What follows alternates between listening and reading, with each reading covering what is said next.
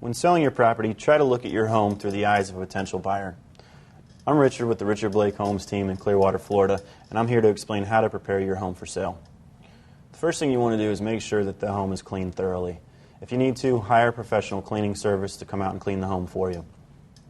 Clean all of the items that you may not clean on a regular basis, such as the oven, the refrigerator, etc., all of your appliances and so forth.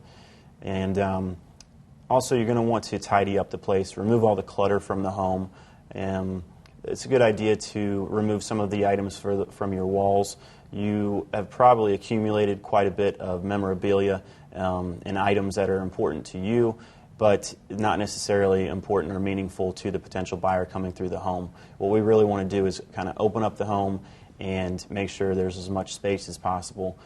Be sure to remove all the dog toys, the kids' toys, any items that can be put away or into a closet and hidden out of sight so that the potential buyers really feel that the home is very spacious. Okay? There's just a couple ideas to start with.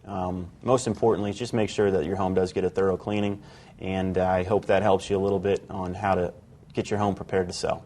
Thank you and have a great day.